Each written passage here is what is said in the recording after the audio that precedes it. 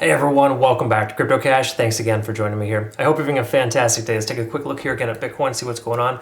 Just want to remind you this market is trash. There is no other way around it. We got instant ups and instant downs. Like look at this here. We got almost a 4% candle, followed by a 4% candle down. So good little rip saw there. So just keep in mind, folks, there's a reason why we're not taking a ton of trades right now. And I guess it depends on what kind of trader you are, of course, but I prefer not to force a trade. Wait for confirmation. Unfortunately, there's not a lot of confirming factors with Bitcoin and other coins for the most part. So just some friendly advice, pump the brakes. It's okay. Less is more in these situations here until we actually figure out a specific direction. I mean, obviously we know the direction is down, but there's also some caveats there and, how much longer is it going to continue lower? We do have a bear pennant pattern here as well. We close kind of closer to that 55K mark here today. There's a solid chance that could continue lower. Let's take a quick look at the back end data first for Bitcoin, kind of see what's going on.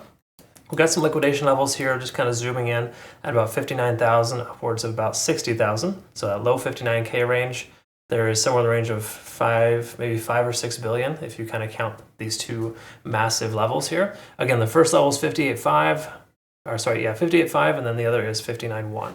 If we take a quick look here, of course, at liquidation on the monthly, we can see there's still a heavy concentration, about 52,000. I would welcome 52,000 just because it would be awesome to get some of those limit orders filled. I like adding to my position when the price comes down. That's just me personally. However, when it comes to leverage, I know it kind of sucks because it's hard to kind of anticipate these things, right? Having said that, 52,000 has somewhere in the range of 10 to 20 billion in liquidation, right at about 52 to 52.5. Okay, so kind of in that range there. So that is a possibility. There's also some liquidation at about 49,000, which I know some folks on larger time frames are expecting that to be a possibility based on larger term fib levels. So let's go ahead and take a quick look at this here. Why don't we do this here? First and foremost, let's look at some moving averages and just kind of clarify. And what we'll do is we'll take a quick look at the weekly here. In fact, let's just go with the weekly time frame, and then we'll work our way down here, okay? Because again, the weekly candlestick had officially closed. That is one ugly candle. Look at that here.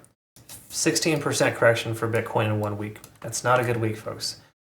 Granted, we've had really nice green weeks too before. Don't get wrong; it can be the opposite, of course. But at this point, having broken down through that support range at about 60,000, and then breaking below 56,000, which was supposed to be a support based on liquidation, we're seeing some pretty nasty stuff here. Okay, taking a quick look here at the weekly, we are confirming still below 50 on the RSI.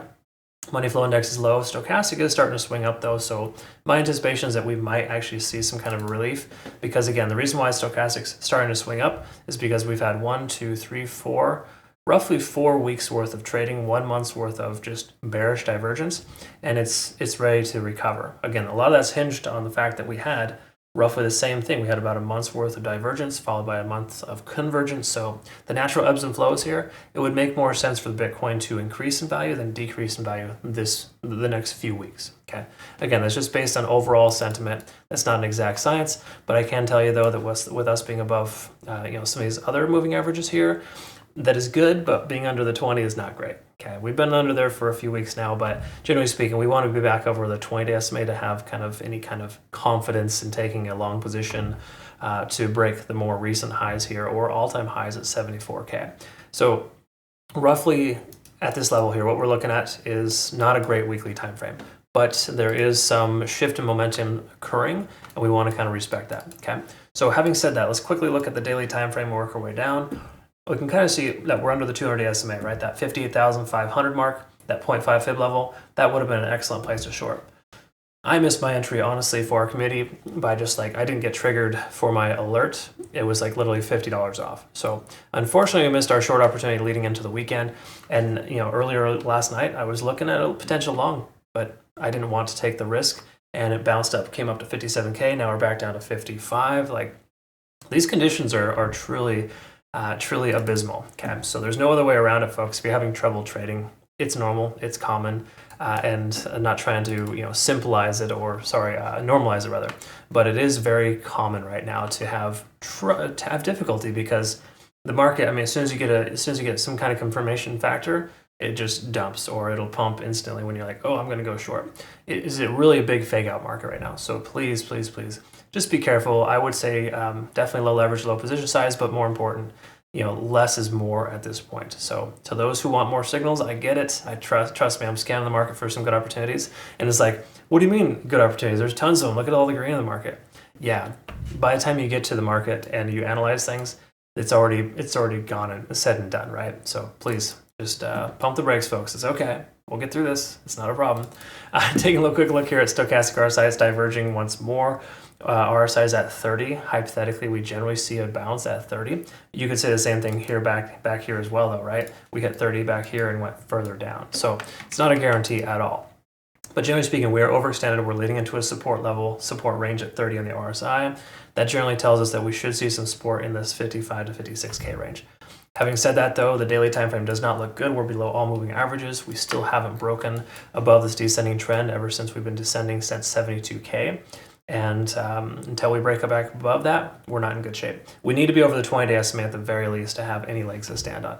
And again, those legs I'm referring to, the hypothetical legs to stand on, are strictly just giving us some confirmation that we have a greater chance of seeing higher highs and higher lows. Right now, all we've seen is lower highs and lower lows with a couple of fake outs and a couple of dead cats. Doesn't make any sense to trade a long position to the moon, so to speak, at this point. There's not a lot of sense in it.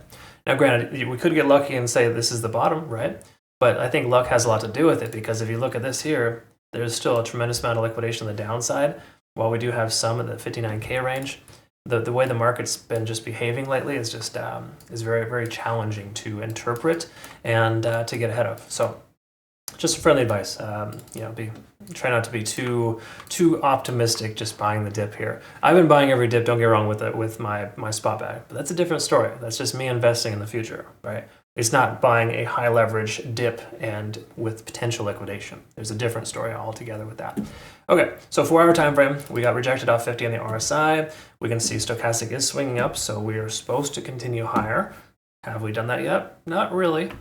We keep seeing this ripsaw effect, but generally speaking, we haven't seen much movement here. So all that being said, even though we have some good momentum, quote unquote, we don't have a good scenario here for us, okay? So stochastic RSI, money flow index, everything's kind of in a decent area here, but we're still under most moving averages, including the 50-day SMA. So we really need to close at this $57,000 mark or higher, I think. Because again, getting over that 20-day SMA, holding above that would be extremely important. It's like a shift to the right side of the tracks there. So all that having said, let's take a look at the hour and then summarize here.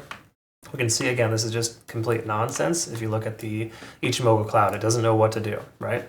When you have this kind of behavior, it can be very sporadic and give you a lot of false positives. So at this point, being below the cloud is generally disadvantageous.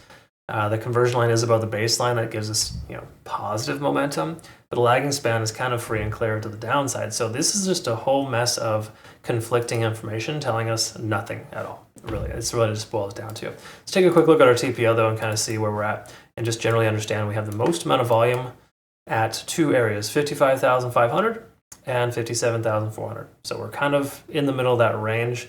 This doesn't really tell us a whole heck of a lot. For the moment, we can see the point of control for the last 24 hours is 55.5. So hypothetically, closing above that level today would be beneficial. But again, I'm still not convinced. So what I'm planning to do is analyze Bitcoin a little bit later today when the candlestick closes, kind of see what's going on, and kind of reference a few things. We want to look at the moving averages, kind of see where we're at there. If we can close above the 20, that would be a positive start. We also want to recognize too here that we have this bear pennant pattern. So again, keep in mind, a lot of times these patterns will work themselves in, and then once they break down, they continue lower. A lot of times it breaks down to a bearish backtest. And right here at this resistance at 56.5, we could very well see that. Okay, we might even see it sooner. It's hard to say specifically. These don't always work out exactly, but there's a solid chance we will see a continuation of the downside if we can't break above 58.5. That's a solid resistance right now. Okay, so just be mindful of that. I'll post this playout chart on our Twitter, Telegram, Discord, and make sure that you're available to have that as an option. Thanks again to everybody who's helping grow our Telegram, Twitter, and Discord. It's all available for you there. Good resource information. So appreciate you nonetheless. I hope you all have a good rest of your day. Thanks again for your time. We'll see you in the next one. Take care.